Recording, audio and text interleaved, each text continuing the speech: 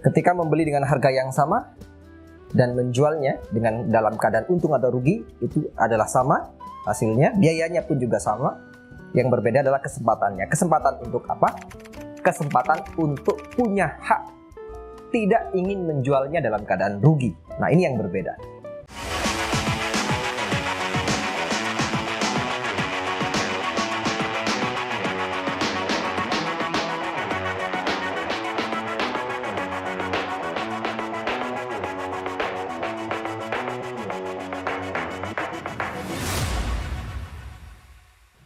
Oke, kita kembali kepada modal yang di store. Nominalnya tadi kita membahas bagaimana dengan orang yang menyetorkan 900 juta atau menjaminkan uang 900 juta. Kemudian bagaimana dengan orang yang menjaminkan dana dengan nominal 500 juta. Kemudian bagaimana dengan seorang nasabah yang menjaminkan dana 100 juta. Ketika jumlah unitnya membeli dengan jumlah unit yang sama, dengan harga yang sama, untung dan ruginya juga sama, tetapi di sini yang berbeda adalah resikonya. Resiko dalam hal ini saya lebih tekankan kepada kesempatan. Jadi yang berbeda adalah kesempatannya. Nah, saya langsung ilustrasikan sebagai berikut. Membeli dengan harga sama-sama 1,8 miliar sebanyak satu unit ya, atau satu lot tadi. Nasabah A dengan harga 1,8 miliar menyetor 900 juta. Nasabah B dengan harga 1 miliar 800 juta rupiah, dana yang dijaminkan di bank hanya 100 juta rupiah. Ketika membeli dengan harga yang sama dan menjualnya dengan dalam keadaan untung atau rugi, itu adalah sama hasilnya, biayanya pun juga sama. Yang berbeda adalah kesempatannya. Kesempatan untuk apa? Kesempatan untuk punya hak, tidak ingin menjualnya dalam keadaan rugi. Nah, ini yang berbeda. Atau disebut dengan kecukupan modal. Namanya juga modal jaminan. Kesempatannya adalah sebesar atau sebanyak modal yang disetorkan. Itulah batasan haknya. Ketika membeli dengan harga 1 miliar 800 juta, kemudian harga emasnya turun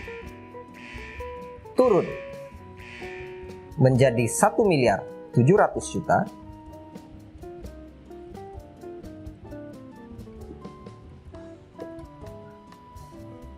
maka di saat kejadian tersebut, nasabah A masih memiliki kesempatan untuk tidak harus menjualnya dalam keadaan rugi. Kenapa? Karena uang jaminan yang disetorkan oleh nasabah tersebut lebih besar dari potensi kerugian yang sedang terjadi saat itu seandainya dia ingin menjualnya dalam keadaan rugi. Bagaimana dengan nasabah B?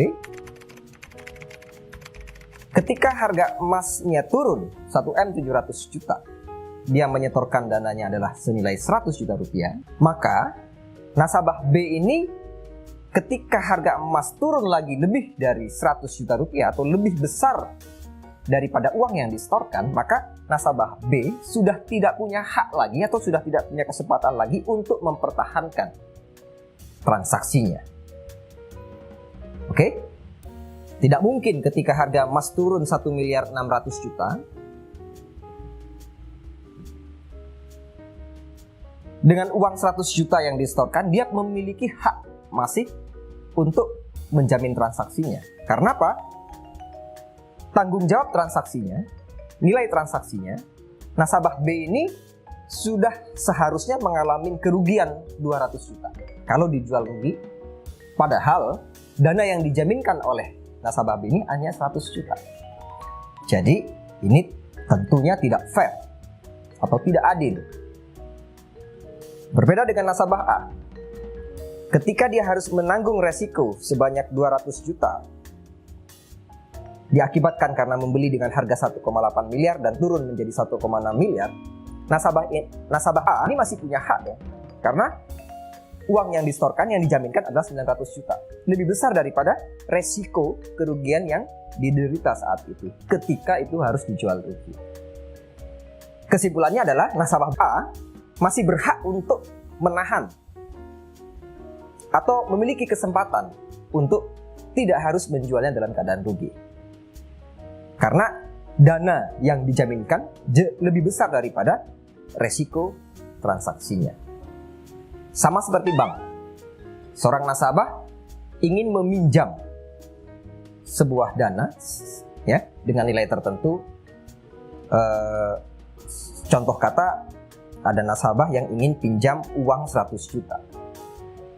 Maka pihak bank akan menanyakan, apa jaminannya? Ketika nasabah tersebut harus mengembalikannya dengan nominal uang yang sama dengan yang dipinjam. Tentunya pihak bank juga tidak mau resiko.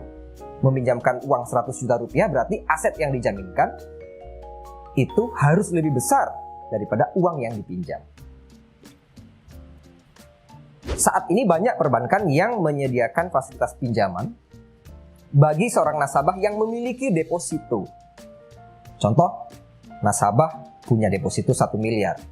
Nasabah tersebut punya fasilitas pinjaman di bank itu, asalkan uang yang dipinjam itu lebih kecil daripada 1 miliar. Nah, ini namanya ketahanan dana. Ini namanya kesempatan yang bisa didapatkan oleh seorang nasabah ketika dia bertransaksi.